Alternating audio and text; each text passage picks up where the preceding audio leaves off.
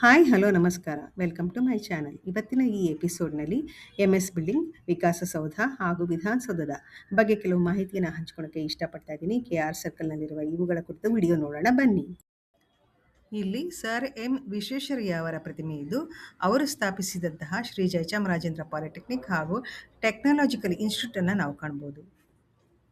KR ಸರ್ಕಲ್ನಲ್ಲಿ doctor BR Ambedkar ವೀದಿಯಲ್ಲಿ ಸಾಗಿದರೆ ಬಲಭಾಗಕ್ಕೆ BESCOM Cubbon park ಸಿಗುತ್ತದೆ. ಎಡಭಾಗದಲ್ಲಿ ಕಾಣಸಿಗುವುದೇ ಬಿಲ್ಡಿಂಗ್ ಅಥವಾ ಮಲ್ಟಿ ಸ್ಟೋರಿ ಬಿಲ್ಡಿಂಗ್ ಅಥವಾ ಬಹುಮಹಡಿ ಕಟ್ಟಡ. ಈ ಕಟ್ಟಡದ ಪ್ರಾರಂಭದಲ್ಲಿ ಲೋಕಾಯುಕ್ತ ಕಚೇರಿಯನ್ನು ನಾವು ಕಾಣ್ಬೋದು. ಬಿಲ್ಡಿಂಗ್ ಒಳಗಡೆ ನಡೆದರೆ ಒಟ್ಟು 5 ಗೇಟ್ ಅಥವಾ ಪ್ರವೇಶ ದ್ವಾರ ಇದೆ. 7 ಅಂತಸ್ತುಗಳನ್ನು ಹೊಂದಿರುವ ಈ ಬಿಲ್ಡಿಂಗ್ ಆವರಣದಲ್ಲಿ ಅನೇಕ ರಾಜ್ಯ ಸರ್ಕಾರದ ಕಚೇರಿಗಳು ಕಾರ್ಯನಿರ್ವಹಿಸುತ್ತೆ. ಮತ್ತು ಈ ಬಿಲ್ಡಿಂಗ್ ಆವರಣದಲ್ಲಿ post office, Canara bank, canteen, state bank of India, Vidhana Soudha police station, Mysuru sandal ಅಂಗಡಿ, ಶಿಶುಪಾಲನಾ ಕೇಂದ್ರ ಅಲ್ಲದಲ್ಲೇ ಡಿಸ್ಪೆನ್ಸರಿ ಇದೆ. ಇಲ್ಲಿಂದ ಮುಂದಕ್ಕೆ ಒಂದು ದೇವಸ್ಥಾನವನ್ನು ಕಾಣಬಹುದು.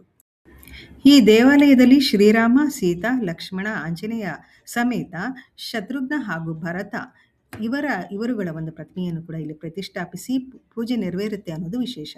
ಪಕ್ಕದಲ್ಲಿ ಮಹಾಲಕ್ಷ್ಮಿ ತಾಯಿಯ ದೇವಸ್ಥಾನವಿದೆ. ಇದಲ್ಲದೆ ಸ್ವಯಂಭೂ ಸೂರ್ಯ ಭಗವಾನ್ ದೇವಸ್ಥಾನವನ್ನು ನಾವು ನೋಡಬಹುದು. ಅಲ್ಲದೆ ಆಂಜನೇಯ ಸ್ವಾಮಿ ದೇವಸ್ಥಾನವನ್ನು ಕೂಡ ನಾವು ಕಾಣಬಹುದು.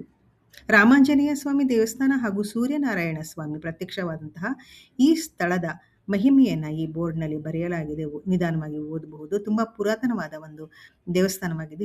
ಇದರ ಇತಿಹಾಸವನ್ನು ಇದರಲ್ಲಿ ಸಂಪೂರ್ಣವಾಗಿ ಬರೆಯಲಾಗಿದೆ. ಪ್ರತಿ ಶ್ರೀರಾಮನವಮಿ ಮತ್ತು ರಥಸಪ್ತಮಿಯಂದು ಈ ದೇವಸ್ಥಾನದಲ್ಲಿ ವಿಜೃಂಭಣೆಯಿಂದ ಪೂಜೆ, ಪುನಸ್ಕಾರ, ಅಭಿಷೇಕ ಹಾಗೂ ರಥೋತ್ಸವವನ್ನು ನೆರವೇರಿಸಲಾಗುತ್ತೆ. ಭಕ್ತರು ಬಂದು ದರ್ಶನ ಪಡೆಯಬಹುದು. ಬಿಲ್ಡಿಂಗಿಂದ ಮುಂದೆ ನಡೆದರೆ ನಮಗೆ ಸಿಗುವಂಥದ್ದು ವಿಕಾಸಸೌಧ. ಈ ಕಟ್ಟಡ ಆಗಿನ ಮುಖ್ಯಮಂತ್ರಿ ಶ್ರೀ SM ಕೃಷ್ಣ ಅವರ ಕನಸಿನ ಕೂಸಾಗಿದ್ದು, ವಿಧಾನಸೌಧದ ದಕ್ಷಿಣ ಭಾಗದಲ್ಲಿದ್ದು, ವಿಧಾನಸೌಧದ ಸಹೋದರಿ ಅಂತಲೇ ಇದನ್ನು ಕರೆಯಲಾಗುತ್ತೆ. ಫೆಬ್ರವರಿ 2005ರಲ್ಲಿ ಇದು ಉದ್ಘಾಟನೆಗೊಂಡಿದೆ. ಪಾರ್ಕಿಂಗ್ ಏರಿಯಾದ ಬೇಸ್ಮೆಂಟ್ ಸೇರಿ ಒಟ್ಟು 8 ಫ್ಲೋರ್ ಇದ್ದು 15 ಕಾನ್ಫರೆನ್ಸ್ ಹಾಲ್ ಹಾಗೂ 360 ಕೊಠಡಿಗಳನ್ನು ಈ ವಿಕಾಸಸೌಧವು ಹೊಂದಿದೆ. ಈ ಕಟ್ಟಡದ ಮೇನ್ ಹಾಲ್ನಲ್ಲಿ ಕರ್ನಾಟಕದ ಇತಿಹಾಸವನ್ನು ಕುರಿತ ಈ ಕೆತ್ತನೆ ತುಂಬಾ ಆಕರ್ಷಕವಾಗಿದೆ. ವಿಕಾಸಸೌಧದಲ್ಲಿ ಸರ್ಕಾರದ ಕೆಲವು ಸಚಿವರ ಕಾರ್ಯಾಲಯಗಳು ಕೆಲಸ ನಿರ್ವಹಿಸುತ್ತೆ. ಇದಲ್ಲದೆ ಆಪ್ತ ಕಾರ್ಯದರ್ಶಿಗಳ ಕಚೇರಿಗಳು, ಅನೇಕ ಇಲಾಖೆಗಳ ಸಚಿವಾಲಯಗಳು, ಸಭಾ ಕೊಠಡಿಗಳು, ಕ್ಯಾಂಟೀನು ಮುಂತಾದ ಪ್ರದೇಶಗಳನ್ನು ಒಳಗೊಂಡಿದೆ. ವಿಕಾಸಸೌಧ ಹಾಗೂ ವಿಧಾನಸೌಧದ ಮಧ್ಯಭಾಗದಲ್ಲಿ ಮಹಾತ್ಮ ಗಾಂಧೀಜಿಯವರ ಹಾಗೂ ಸ್ವಾತಂತ್ರ್ಯ ಹೋರಾಟದ ಚಿತ್ರಣದ ಒಂದು ಪ್ರತಿಮೆ ಇದ್ದು ತುಂಬ ಆಕರ್ಷಕವಾಗಿದೆ. ಇದಲ್ಲದೆ ಶ್ರೀ ಅರಳಿಕಟ್ಟೆ ಮುನೀಶ್ವರ ಸ್ವಾಮಿ ದೇವಸ್ಥಾನವನ್ನು ಕೂಡ ನಾವು ನೋಡಬಹುದು. ಧ್ಯಾನಾವಸ್ಥೆಯಲ್ಲಿರುವ ಮಹಾತ್ಮ ಗಾಂಧೀಜಿಯ ಈ ವಿಗ್ರಹ ತುಂಬ ಆಕರ್ಷಕ. ಈ ಪ್ರತಿಮೆಯ ಕೆಳಗಡೆ ಸ್ವಾತಂತ್ರ್ಯ ಸಂಗ್ರಾಮದ ಚಿತ್ರಣವಿದ್ದು, ನೆಹರು, ಸುಭಾಷ್ ಚಂದ್ರ ಬೋಸ್, ಬಾಲಗಂಗಾಧರ ತಿಲಕ್, ಅನೇಕ ಸ್ವಾತಂತ್ರ್ಯ ಹೋರಾಟಗಾರರ ಚಿತ್ರಣವನ್ನು ನೋಡಬಹುದು. ವಿಕಾಸಸೌಧ ಹಾಗೂ ವಿಧಾನಸೌಧದ ಮಧ್ಯಭಾಗದಲ್ಲಿ ಮಹಾತ್ಮ ಗಾಂಧೀಜಿ ಕಂಚಿನ ಪ್ರತಿಮೆಯನ್ನು ನಾವು ಕಾಣ್ತಾ ಇದ್ದೀವಿ. ವಿಕಾಸಸೌಧ ಹಾಗೂ ವಿಧಾನಸೌಧ ಎರಡೂ ನಮ್ಮ ಕರ್ನಾಟಕ ರಾಜ್ಯದ ಹೆಮ್ಮೆಯ ಕಟ್ಟಡಗಳು ಅಂತ ಹೇಳ್ತಾ ಇದ್ದೀನಿ. ಇದು ಜಗತ್ ಪ್ರಸಿದ್ಧ ಕೂಡ. ವಿಧಾನಸೌಧದ 1 ಮತ್ತು 2ನೇ ಮಹಡಿಯಲ್ಲಿ ಕ್ರಮವಾಗಿ ವಿಧಾನ ಪರಿಷತ್ ಹಾಗೂ ವಿಧಾನಸಭೆ ಸಭಾಂಗಣಗಳಿದ್ದು, ಇಲ್ಲಿ ಪ್ರತಿ ವರ್ಷ ಸೆಷನ್ ಅಥವಾ ಅಧಿವೇಶನಗಳು ಜರುಗುತ್ತೆ.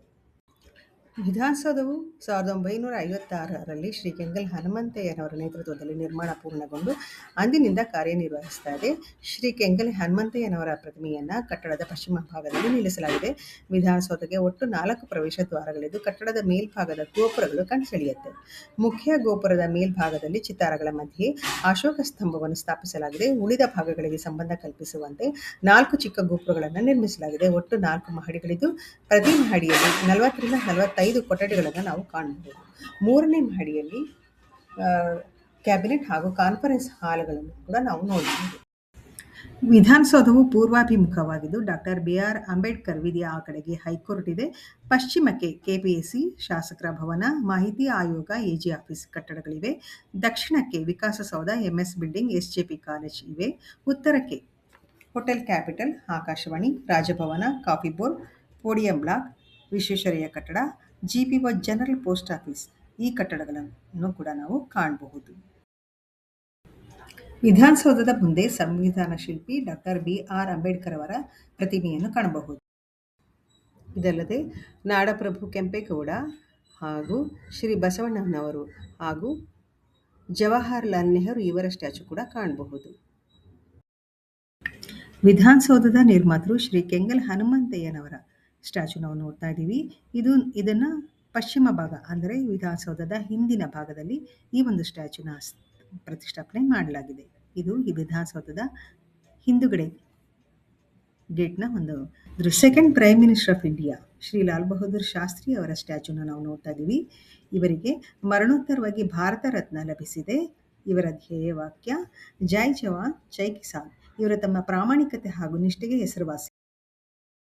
ಇವರು ಡಾಕ್ಟರ್ ಬಾಬು ಜಗಜೀವನ್ ರಾಮ್ ಬಾಬೂಜಿ ಎಂದೇ ಕರೆಯಲ್ಪಡುತ್ತಾರೆ.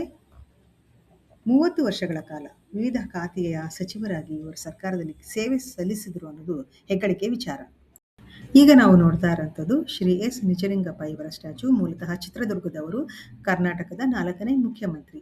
ಶಾಂತ ಸ್ವಭಾವ, ಸಜ್ಜನಿಕೆ ಹಾಗೂ ದೇಶ ಪ್ರೇಮಕ್ಕೆ ಹೆಸರಾದವರು. ಕರ್ನಾಟಕ ರತ್ನ ಪ್ರಶಸ್ತಿ ಭಾಜನರು. ಇವರು ಶ್ರೀ ಕೆ.ಸಿ. ರೆಡ್ಡಿ ಅವರು. ಮೂಲತಃ ಕೋಲಾರದವರು. ಮೈಸೂರು ಮೊದಲನೇ ಮುಖ್ಯಮಂತ್ರಿ. ಭಾರತಕ್ಕೆ ಮೈಸೂರು ಪ್ರಾಂತ್ಯವನ್ನು ಸೇರಿಸುವಲ್ಲಿ ಇವರದು ಪ್ರಮುಖ ಪಾತ್ರ. ಮಹಾರಾಜರ ಆಳ್ವಿಕೆಯಿಂದ ಸ್ಥಿರ ಸರ್ಕಾರವಾಗಿ ಬದಲಾಯಿಸುವಲ್ಲಿ ಇವರದು ತುಂಬಾ ಪ್ರಮುಖ ಪಾತ್ರವಾಗಿದೆ ಅಂತ ಹೇಳಬಹುದು. ಇವರು ಶ್ರೀ ಡಿ. ದೇವರಾಜ ಅರಸು 2 ಬಾರಿ ಮುಖ್ಯಮಂತ್ರಿಯಾಗಿ ಕಾರ್ಯನಿರ್ವಹಿಸಿದರು. ಮೈಸೂರು ಎಂಬ ಹೆಸರಿನಿಂದ ಕರ್ನಾಟಕ ಎಂದು ಮರುನಾಮಕರಣಗೊಂಡಿದ್ದು ಇವರ ಅವಧಿಯಲ್ಲಿಯೇ. ಇವರು ನೇತಾಜಿ ಸುಭಾಷ್ ಚಂದ್ರ ಬೋಸ್ ನೇತಾಜಿ ಎಂದೇ ಪ್ರಸಿದ್ಧರು. ಮೂಲತಃ ಒರಿಸ್ಸಾದವರು. ಜಪಾನ್ ಮತ್ತು ಜರ್ಮನಿಯೊಂದಿಗೆ ಇವರು ಮೈತ್ರಿಯನ್ನು ಹೊಂದಿದ್ದರು. ಇವರ ಧ್ಯೇಯವಾಕ್ಯಗಳು ದೆಹಲಿ ಚಲೋ, ಜೈ ಹಿಂದ್, ನನಗೆ ರಕ್ತ ಕೊಡಿ, ನಾನು ನಿಮಗೆ ಸ್ವತಂತ್ರ ಕೊಡುತ್ತೇನೆ. ಇವರು ಮಹಾನ್ ದೇಶಭಕ್ತ ಹಾಗೂ ಕ್ರಾಂತಿಕಾರಿ ಹಾಗೂ ಸ್ವಾತಂತ್ರ್ಯ ಹೋರಾಟಗಾರರು ಎಂದೇ ಪ್ರಸಿದ್ಧಿಯನ್ನು ಹೊಂದಿದ್ದರು. ಕವಿ ವಾಲ್ಮೀಕಿ ಇವರು. ಮೊದಲ ಮಹಾಕಾವ್ಯ ರಾಮಾಯಣವನ್ನು ರಚಿಸಿದವರು. ರಾಮಾಯಣದಲ್ಲಿ 24,000 ಶ್ಲೋಕ, 7 ಖಂಡ ಹಾಗೂ 48,002 ಪದಗಳಿವೆ. ಇವರು ಹರಿದಾಸ ಕನಕದಾಸರು. ಇವರ ರಚನೆಗಳು ಮೋಹನ ತರಂಗಿಣಿ, ನಳಚರಿತ್ರೆ, ರಾಮಧ್ಯಾನ ಚರಿತೆ, ಹರಿಭಕ್ತ ಸಾರ, ನೃಸಿಂಹ ಸ್ತವ. ಡಿಸೆಂಬರ್ 20, 2024 ಉದ್ಘಾಟನೆಗೊಂಡ ನಾಡದೇವಿ ಭುವನೇಶ್ವರಿ ಪ್ರತಿಮೆ ಇದು.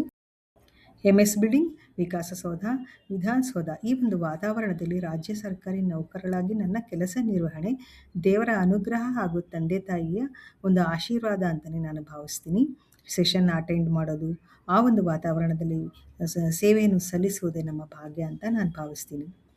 ವಿಧಾನಸೌಧ, ವಿಕಾಸಸೌಧ ಹಾಗೂ MS ಬಿಲ್ಡಿಂಗ್ ಕುರಿತ ಒಂದು ವಿಚಾರ ಈ ವಿಡಿಯೋದಲ್ಲಿ ನಾನು ಹೇಳೋಕ್ಕೆ ಪ್ರಯತ್ನ ಪಟ್ಟಿದ್ದೀನಿ. ಇದು ನಿಮ್ಗೆ ಇಷ್ಟ ಆಯಿತು ಅಂತ ಅನ್ಕೊತಾ ಇದ್ದೀನಿ. Please like, share and subscribe. ಮತ್ತೆ ಒಂದು ಹೊಸ ವಿಷಯದೊಂದಿಗೆ ಬರ್ತೀನಿ. ಜೈ ಶ್ರೀರಾಮ್.